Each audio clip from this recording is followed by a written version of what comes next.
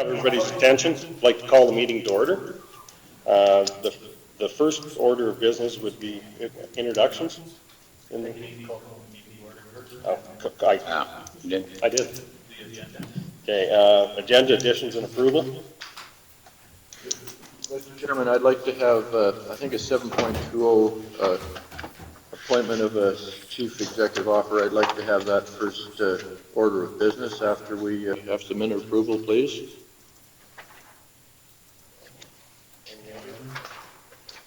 Mr. Chairman, I have an in-camera item I'd like to add, and it's for Parkland Regional Library, and it's land.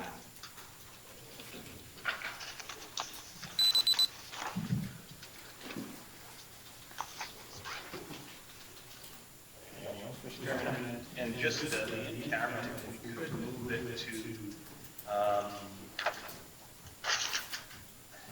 and I'd like to move it to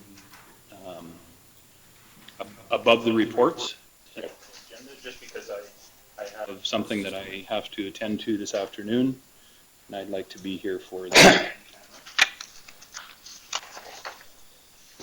Actually, we can move it to 9. If we moved it to 9, that would be there's agenda items that are additions. But What was that? all the in-camera stuff, I'd just like to move it up so that I can be here for that portion of it. Any other additions? Okay. Go ahead. All in favor? No. Okay. Then we have the minute approval from the January 10th, 2018 regular County of Stettler Council meetings. Any questions on it? Councilor Gender? Motion to approve. All in favor? Carried. Okay, now we will get to the introductions. We can start with you, Marlene.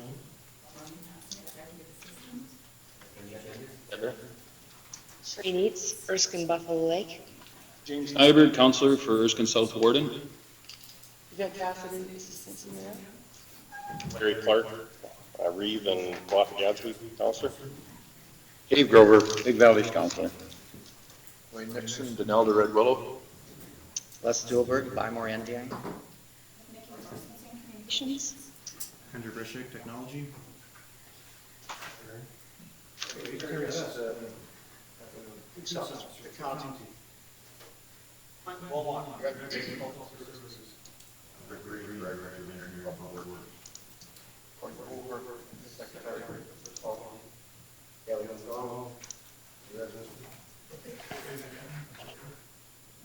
Jerry Limpert of the Landing Chambers, Stettler. Stacey Benjamin, Stettler Board of Trade. Johan Benevent, Planning and Development. Green Scott, Thomas Stettler and Somerville Joyson. Rick Alford with RV Sites. Dave Ham, RV Sites Canada. Thank you. Into 720. Can you bring that up, Andrew?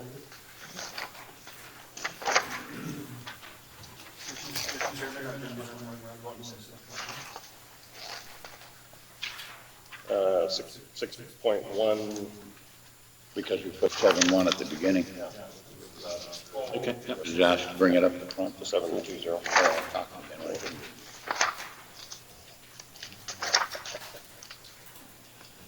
Okay, agenda item, appointment of Chief Administrative Officer. In accordance with the Municipal Government Act, Section 205, every council must appoint one or more persons to carry out the duties and functions, powers, duties, and functions of the position of the Chief Administrative Officer. So, yes? Is this an interim position? Yes, it would be interim right now. Thank you. Mr. Chairman, I make a motion that we appoint Cassidy as acting CAO for the County of Stettler. Question? I'm ready to vote. All in favor? Carried.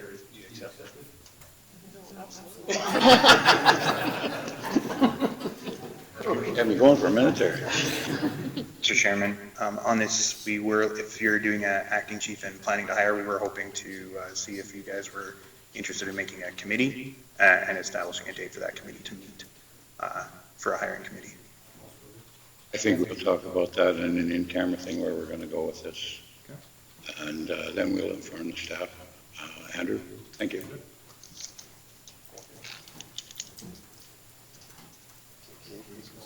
Not here? Okay. Okay, we will move into 6.1, council's request for information.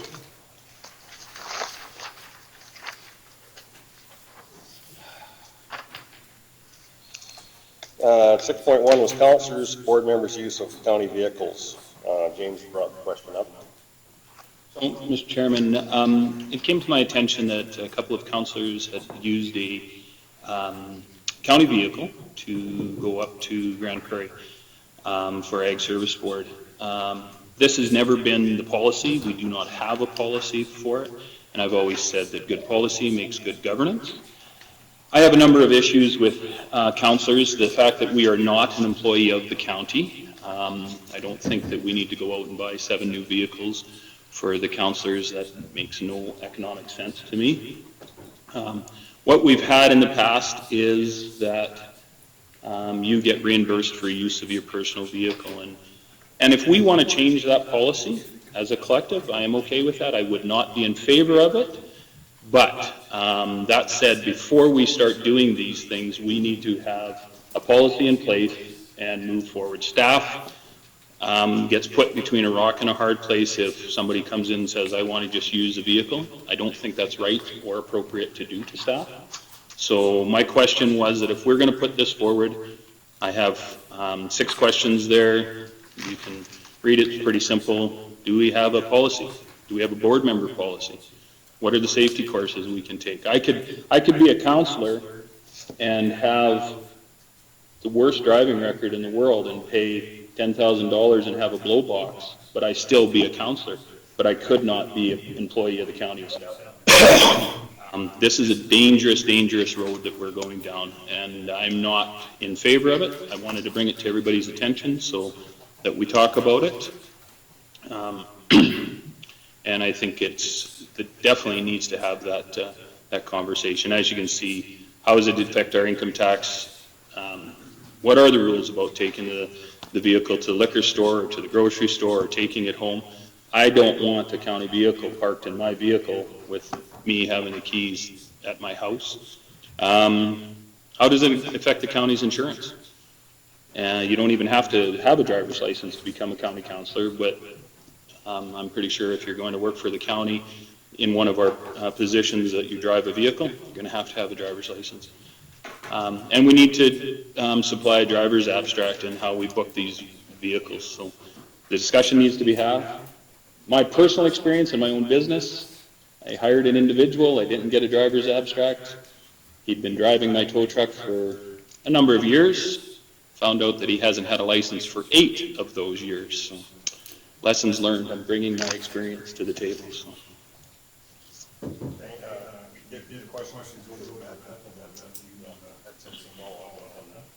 Mostly Quentin, because he's in charge of our health and safety, put a lot of these, it's kind of a collective effort. Harry worked on it, and administration worked on it, so we outlined every one of Councilor Nyberg's questions in a memo to go through it. Basically, we don't have a policy for councilors, but we can develop one. And then at the end, because we also had a request from Councilor Gender to analyze the cost of going up to Grand Prairie by the individuals that went, we attached that at the bottom of this memo.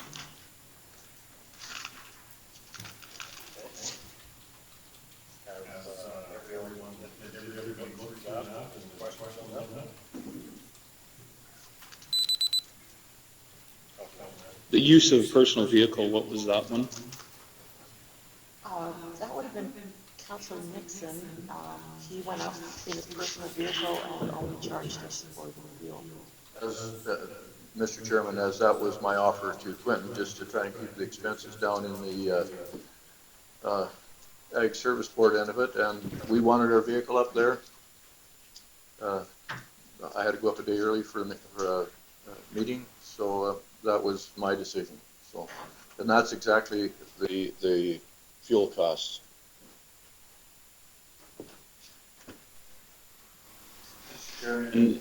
And the difference in kilometers from Mr. Nixon to the county-owned vehicle, well, there was like 200 and some kilometers. Where was it spent driving around, or what was the deal with that? Do you know? Going back and forth to where the function was 2 to 3 times. And other than that, no, it was driven up there. We took it out for supper one evening. Chairman, just to clarify on that, on the personal vehicle column, that kilometerage, we didn't have mileage for Wayne's trip, we just had the fuel receipt, so that's just the Google Maps Stettler. Okay, no, that's good. So, Mr. Chairman, was that vehicle taken home by the individuals? Do you know? Okay. Okay. Okay.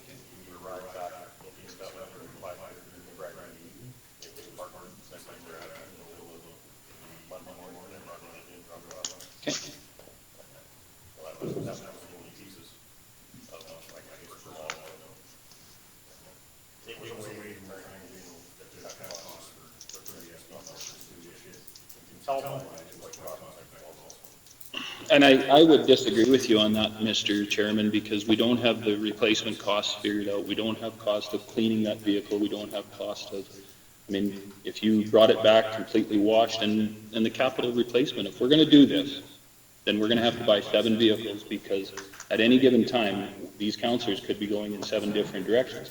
And to be fair to everybody, we would have to have 7 vehicles here at our disposal to do that, or then it doesn't become fair. It's either all or nothing, in my opinion. I don't think this is a one-time decision that I can, I'm going to phone up somebody and say, hey, have a vehicle ready for me, I'm going to whatever conference, and then have it sit up in Edmonton for 3 days or 4 days. And also too, what they stated here, there's not something that we don't want to have. So I would definitely say that we do not allow, we should have a policy that does not allow councillors to use county vehicles, period, drive them, period. When councillors get elected, they know that they're required to attend meetings and conferences, and that they're going to be responsible for the transportation there. So, and I think as councillors, we don't want to be running the wheels off of taxpayers' property. So I would be in favor of not allowing councillors to use county-owned vehicles. I think it just would be more fair to the taxpayers. And so that would be my opinion on this discussion.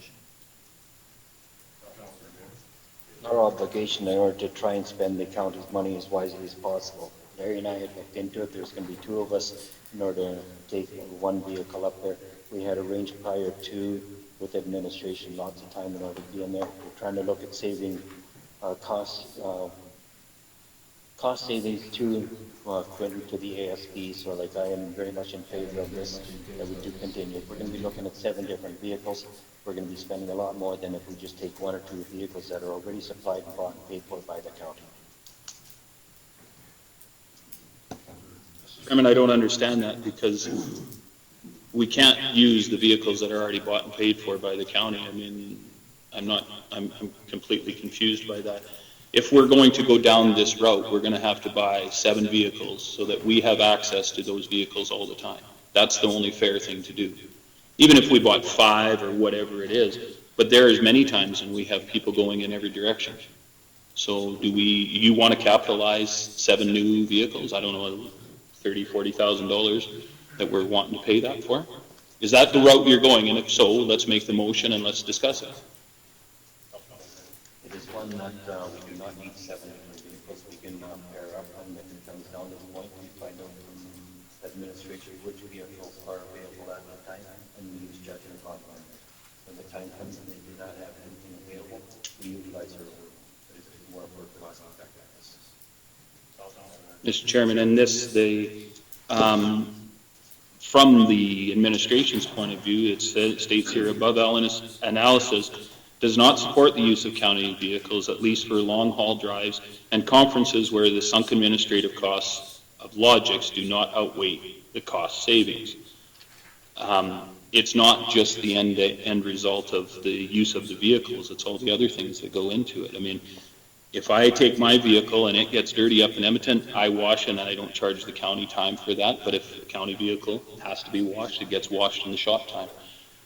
I'm absolutely not in favor of this, and I don't think that if we don't have a policy, I don't think we should be doing this. In no way, in shape, and form do I think anybody should have used that vehicle without having a policy, or at least checking with this council to see whether or not they thought it was a good idea, or with the Ag Service Board.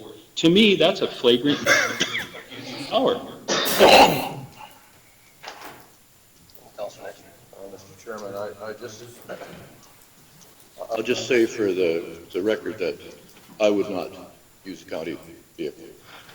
Mainly not because it might not save money, but because of public perception. There's enough people out there that complaining about one person in a county truck running this way and that way. The ratepayers do not need to see a councillor driving around in a county truck, and that's my own personal opinion. So no matter which way it goes, I will not be driving a county vehicle.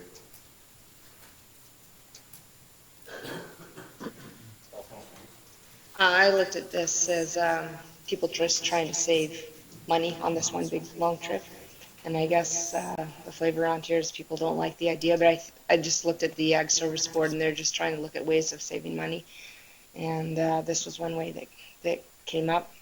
And so if the council doesn't want to do that in the future, it's fine with me. But I look at that as just trying to save money, and if it didn't, then it didn't, but if it did, it's trying to save taxpayer dollars. And I guess it could have been easily handled because 2 staff members went up, 2 councillors went up. I mean, the staff member could just as easily have driven each driven one of the trucks, and no problem. So it's a thing about perception.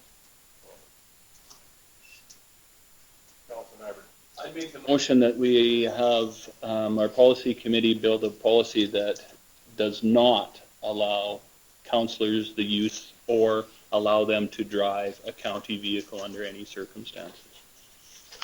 And that includes going through parades or anything like that. If we don't have somebody that has a driver's abstract, good policy makes good governance, so I think that's important. We never know what's going to sit at council. Any discussion?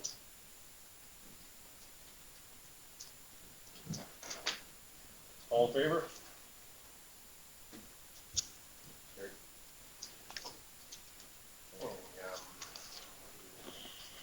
I think Here. Kate's here, let's come in. So you can come up to the front. Right. To the chairs. Sorry. Andrew from North. Mr. Chairman, I think you'd like to do introductions again. There's been a number of changes. Do everybody pretty well. Could we please do introductions again? Start at Marlene. Start with Marlene.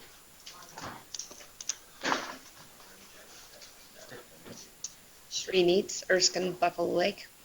James Nyberg, Erskine South. Councillor? Nick Cassidy, acting CEO. There you go. Gadsby. Dave Rover, Big Valley. Wayne Nixon, Denell Red Willow. Stillberg by Morandiang.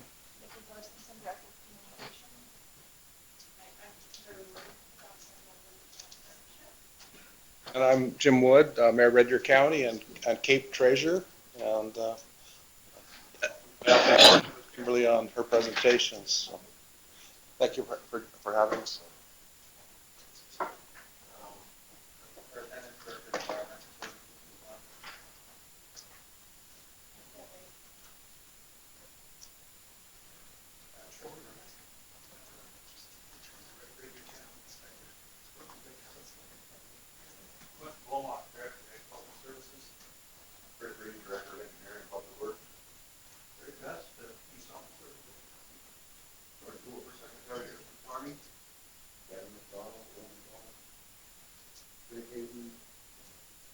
Sands, Mayor and Vice President. Jerry Nichols, White Sands. Chambers, Casey Benjamin, Stettler Regional Board of Trade. Joanne Benjamin, County of Stettler. Green Scott,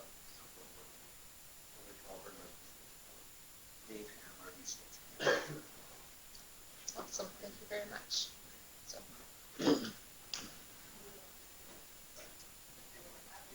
Okay, well, thank you, Your Worship and Council. I appreciate the opportunity to come before you today to present on Central Alberta Economic Partnership, locally known as CAPE, and what we've been doing over the last little while, and a little bit of history. Who's new on council since the 2013 elections? Okay, so there's a couple of them. Okay, that's great. So a little bit of history. Central Alberta Economic Partnership was the brainchild of Mayor Gail Surcan out of the city of Red Deer back in 1998. It was then that she had this idea that the urban core owed a responsibility to the outlying communities, because the outlying communities provided the urban core with business and with employees. Now, I'll tell you right now, this is Cole's Notes version of the history of CAPE. So she went to the Government of Alberta, and they took it on as a pilot project. So CAPE was born in 1998. A couple years later, there were 13 regional economic development alliances. The Government of Alberta picked it up as a best practice. You'll see on the map today, this is our current map, that there are 11 REDAs. And that's because in 2011, the government of the day decided to do what my uncle fondly referred to with my cousins when they were finished university, and that was to kick them out of the trough. So we got kicked out of the trough, we lost our homes and our administrative support and also some of our funding. So there was some revamping that needed to go on while we found new office space, executive directors and managers, and revamped to be able to be successful with less funding. So you see the beige area on the map there in the west, just west of the Edmonton area, and that was Gare. So Gare decided to dissolve, and that was the Hinton, Grand Cache, Edson, Jasper area. And Wood Buffalo, I think, has always been an island unto itself. Other REDAs amalgamated, and so you fast forward to 2015, and we have 11 REDAs today. Also in 2015, the Government of Alberta and the REDA managers and chairs sat down and came up with an agreement, the longest standing memorandum of understanding between the Government of Alberta and the REDAs. So this is a 5-year memorandum that gives us core funding, and it's from 2015 to 2020. So then we fast forward to our current government, and they see a ton of value in the regional economic development alliances. We provide information up to them in regards to our regions. We support them in delivering projects like Broadband. I know that Stettler County was kind enough to host us last winter when we had some broadband sessions across the region. So they decided through the CARES funding, which is the Community and Regional Economic Supports funding, that they would provide the 11 REDAs with a total of $2.2 million over 2 years. So this is project-based funding, non-competitive money that's project-based funding. So basically they doubled our funding. And I'll go a bit more into detail about that in a minute. So the REDAs are in partnership with the Government of Alberta. We have a mandate through them, and our projects and our activities have to address our core business. And you can see that on the screen.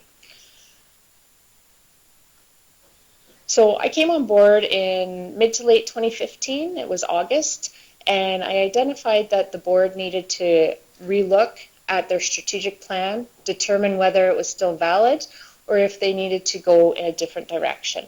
And this is what we came up with. Our mission is to empower our member municipalities to advance sustainable regional economic development at the local level.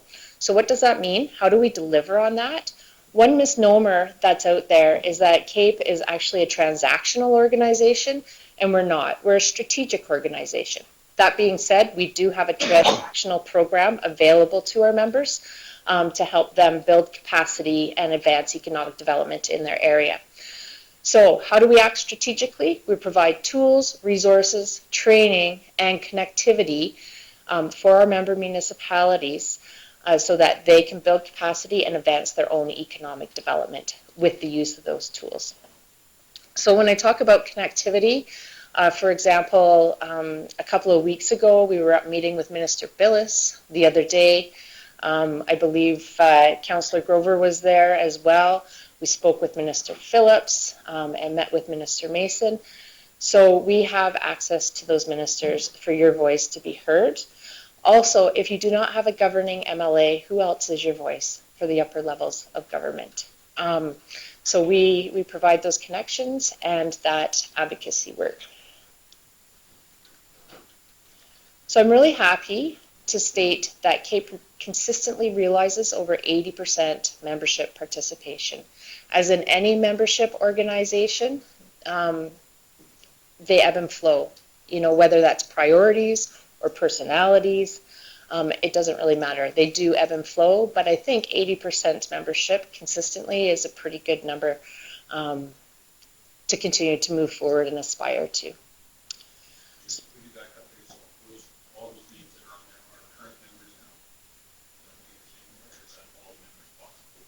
No, they would be current members at this point in time. Yeah. I think with the exception of, I think Panoka County is there. Mm-mm.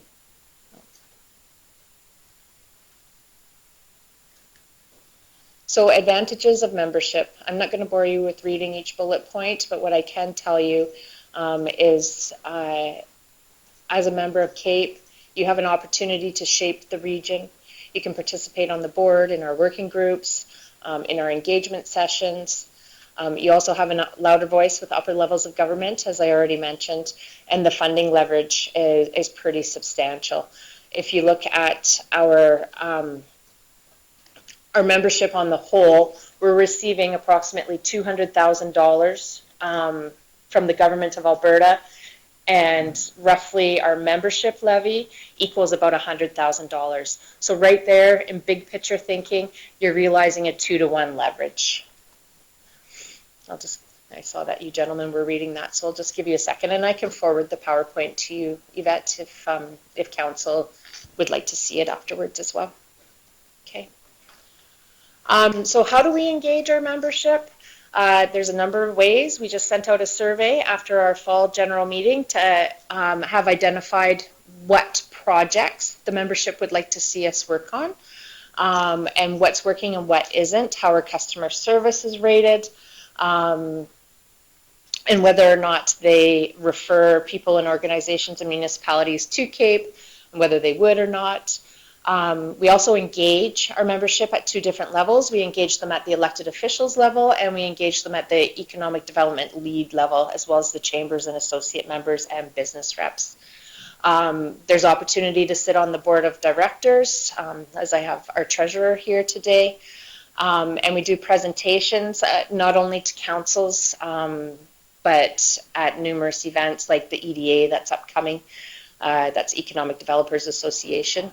We're doing a presentation there on one of our projects. So there's a number of ways that we can engage membership, and we also like to have membership engage us back. So this is a quick perspective of what our board looks like today. We did just have elections in November at our fall general meeting, and you can see that counties are represented by 3 communities at this point in time. Of course, Red Deer County, Clearwater County, Reeve-Vandermeer, and Lacombe County represents the counties overall with Councillor Ken Wigmore. We also have business reps on our board. So our board is 10 elected officials, 3 business reps, an associate rep, and the Indigenous representative as well.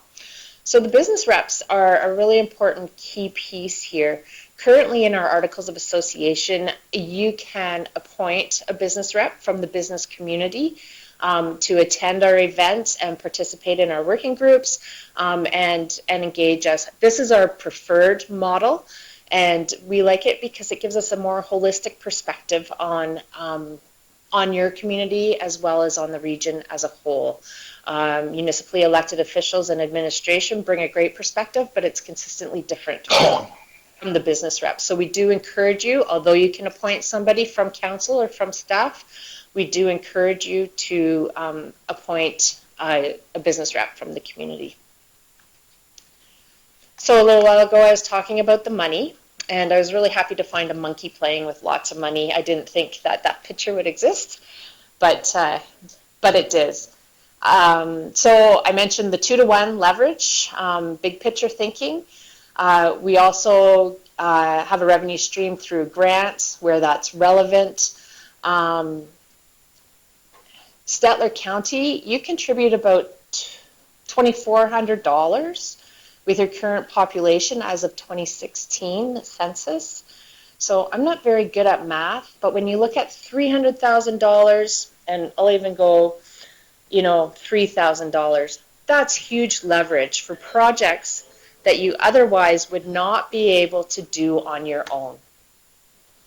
Okay? That's huge leverage of projects that we are delivering for you to use based on what our membership is asking for. Other key pieces are that CAPE is a well-known brand. We've been around for 20 years. We were the first RETA, we're the largest RETA, and I'm very pleased to announce that we're celebrating our 20th anniversary this year, and we do plan to be around for another 20 years, at least. And RETAs are the preferred delivery agent for regional economic development of the Government of Alberta. So when I came onto this job, I wasn't really too sure what I was going to be doing. And as it turns out, not only am I managing the organization, but I do a lot of project management as well. And some days I look like this, and many days, you're being pulled in many different directions because we have a lot of different sizes and shapes of municipalities that have varying priorities. But the key priority is to advance the economic sustainability and prosperity of Central Alberta. So factors through those surveys, and the 3 key challenges that came up were labor, the economy, which in hindsight I wish that wasn't a question because in June that was a no-brainer that the economy was a challenge to businesses, but also governmental processes. And what did they mean? What did business mean by governmental processes? They meant business friendliness, and they also meant taxes. So now we just completed our business planning session with CAPE last week, a week ago today, I think. And the board has approved that we will move forward with some sort of program that will help municipalities have a better understanding of what businesses are looking for in terms of governmental processes. This, by the way, in one of our surveys, was the #1 priority of our municipal members. And so that's why we delivered on it. I like to bring this one up because, do you guys know where Elnora is? Yeah? Okay. And it's not a very big community, right? They submitted proposals into our tourism prospectuses, which was an opportunity for municipalities to bring forward short-term investment-ready tourism products that could go to market. We received about 30 or 40 submissions to that. And so a team of us, including the consultant, shortlisted that through certain criteria down to 10, and Elnora was successful. So why is this important? Elnora received exposure at the upper levels of government because then they took these tourism prospectuses to their investment meetings and the like, but they also received exposure in a magazine called Invest in Alberta. Have you heard of it? It's a yearly publication that's done with Economic Developers Alberta.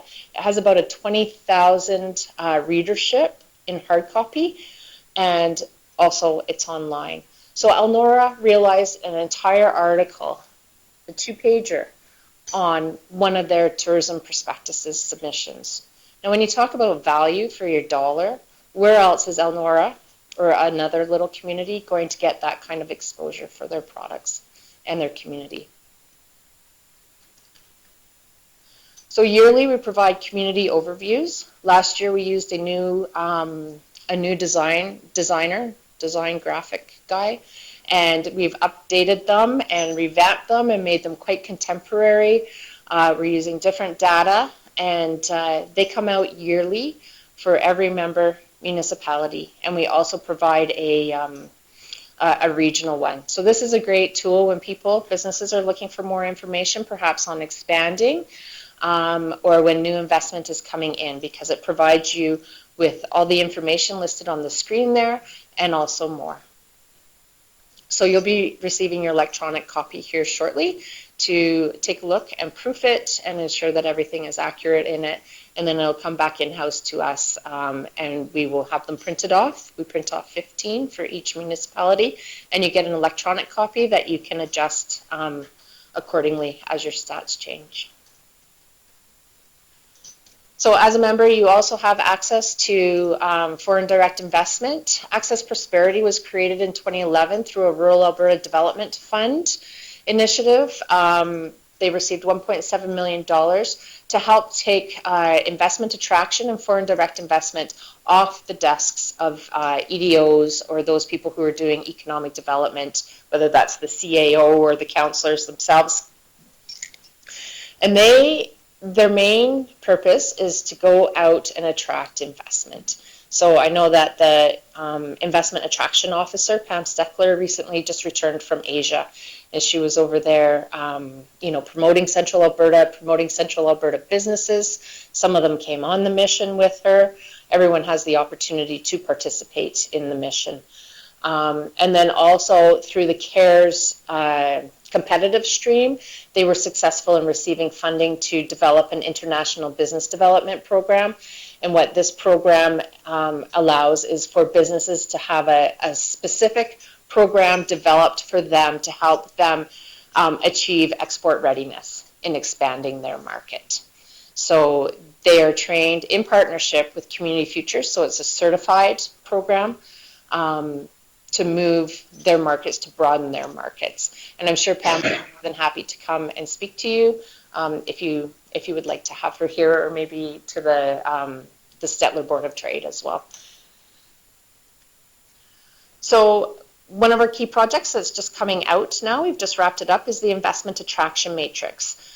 So this matrix is a tool for our municipalities to use. The working group itemized 12 different industries, and in those industries the consultant has gone out and identified high, medium, and low priorities to those industries when they're looking at site selection. The consultant talked to industry, and they also talked to site selectors to validate where they had put their high, medium, and low factors. So for example, if investment industry A, if you get an inquiry from industry A, and you have 8 out of 10 of their high priority factors, it's probably worthwhile directing administration to spend some time and money in putting together an RFP, because you might be more successful. Alternatively, if you have none of the high priority factors that industry is looking for, then you're probably not going to waste your time responding to an RFP, because you're just probably not going to be successful. And then also it provides you an opportunity, if as council you want to attract a specific industry, to look at this matrix and say, okay, well, we need this infrastructure and that infrastructure. So let's put that into our longer term planning so that we can potentially be more successful in attracting this investment down the line. And if you know who your competitors are and what their information is, you can also set up your RFP to ensure that you're looking better than what your competitor is. So it's a really, really dynamic tool. It is on Excel, so you can fill it in accordingly, and it helps you respond more appropriately and more quickly to investment attraction inquiries. So following upon that, CAPE has put in an application through CARES to provide municipal investment attraction readiness assessments and coaching. So basically, what we will be doing if we're successful with our CARES funding is creating sub-regional workshops on investment attraction readiness, but also there's an opportunity for municipalities to come on board to the program and have their own internal assessment. So with that, you're assessed on a mock submission to an RFP, a mock site selection, your overall investment readiness and business friendliness. There's an info training session to the council and administration or any external economic development board, and there's an action plan put into place, which is great because so often we end up with reports that we don't know what to do with, and they're just dust collectors. So if there's an action plan in place, that's something that you can move forward on to improve your investment readiness. Now, having this done, one of these projects done, is about $12,000 to $15,000 contingent upon the size of your community. Between having the economies of scale of participating in CAPE, and if we're successful with the CARES funding, we're able to leverage our municipal members to have this project completed for about $5,000. So when you're looking at value, let's just do the math really simply, because like I said, I'm not very good at math. If it's $15,000 and you're getting a $15,000 project for $5,000, there's your $2,300 right there, quite readily, quite easily. We're working on broadband as well. Our first stage is complete, and what it did is identified the gap between the current state and the desired state, and now we're moving into business development plans for broadband on a sub-regional basis.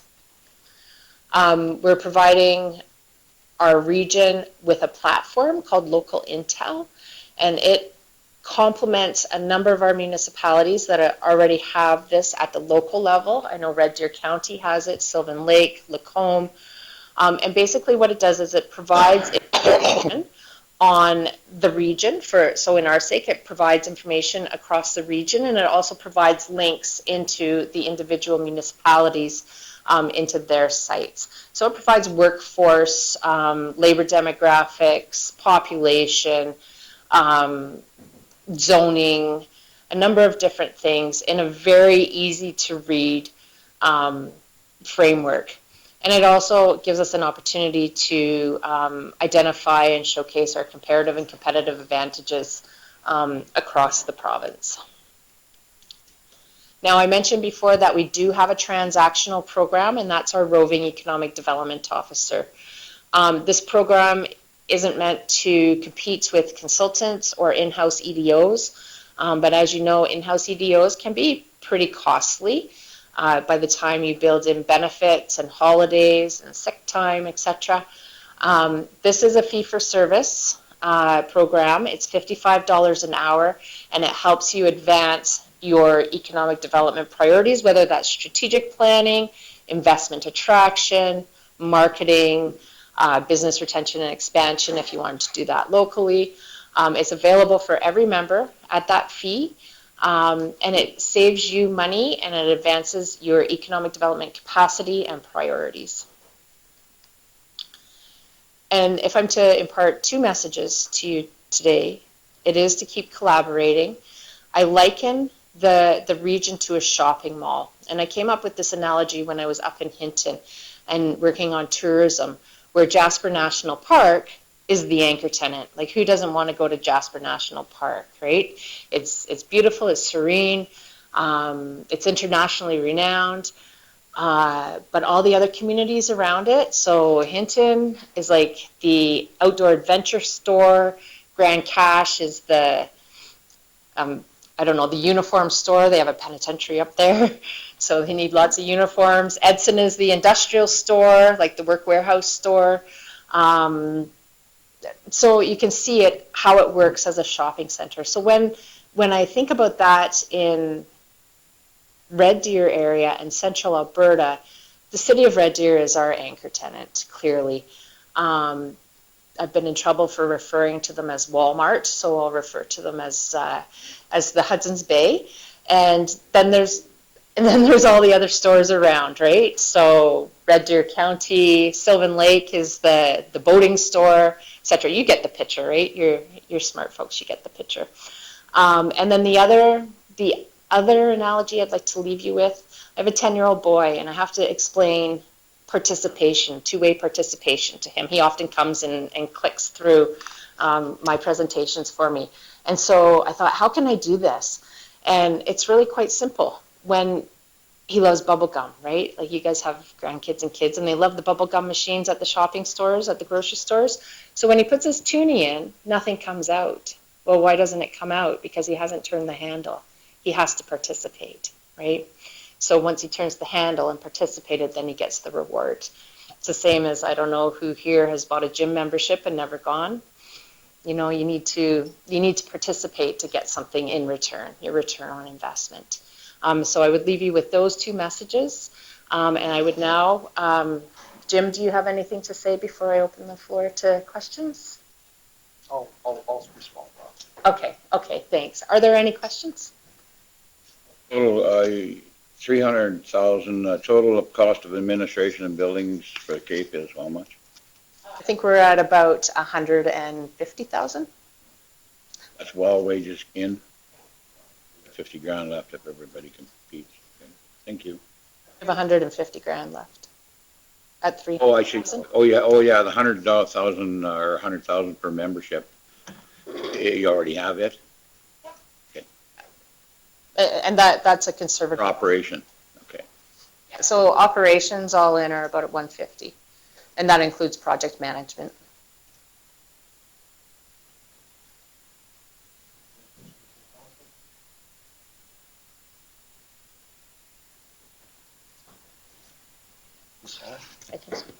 Well, first of all, thanks for having us today. It's Cape's exciting for me. I've been on the board for a long time.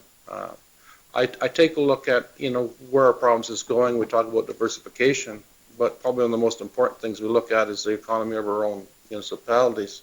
I know for us at Red Deer County, that's extremely important, and we're looking right now at losing a lot of our linear. We haven't seen any wells drilled for a long time. Try to look at ways that we can improve our economy and work together with the other municipalities within the region on a non-competitive basis, but to make sure that we're all successful. Because what happens in one of our municipalities, in fact, benefits us all. So just taking a look at what we're gained by being part of this organization is a very small portion of our budget. And I believe that it truly enhances where we're heading into the long run to make sure that we're financially viable. And I just want to say that we've seen huge changes in Cape over the last couple of years. We're starting to be totally respected by our province. And there was a point in time when, how hard it was to get a meeting with our current government. It's getting a little better now. But, Kimberly was able to get a meeting and take some of our stuff forward, and that was really good. And we're hearing that message back from Minister Billis and we're also hearing about getting along, and we're all working towards all these new agreements that we have to have. And I think Cape is part of that. And so I look forward to trying to keep this region strong, and I take a bit of time now and then to try to make sure that the municipal perspective, beyond the administrative perspective, comes forward. And so I'm just hoping that we can continue to grow this past the 80%. I know you folks are great members, but when we talk and we go up to AMD&C, if we can try to get everybody, because we're leveraging that money very well. And it's like some folks from Access Prosperity, from our international trade.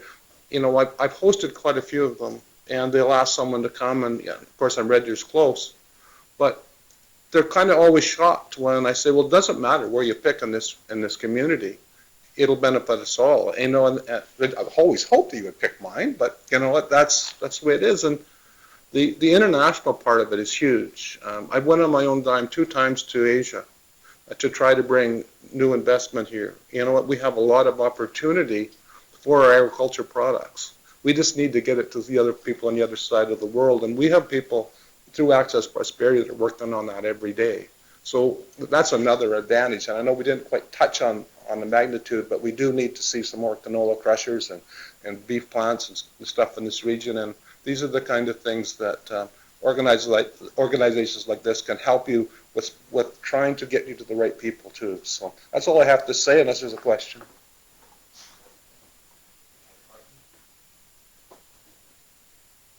Thank you, Kimberly, and we'll consider what you brought to us and get back to you. Okay, thank you very much for your time. Enjoy the rest of your day. Thanks.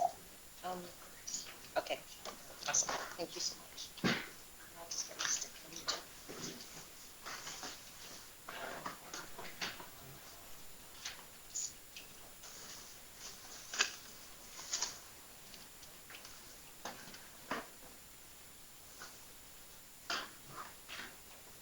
Our second delegation, I would like to welcome and acknowledge the public that's attending today.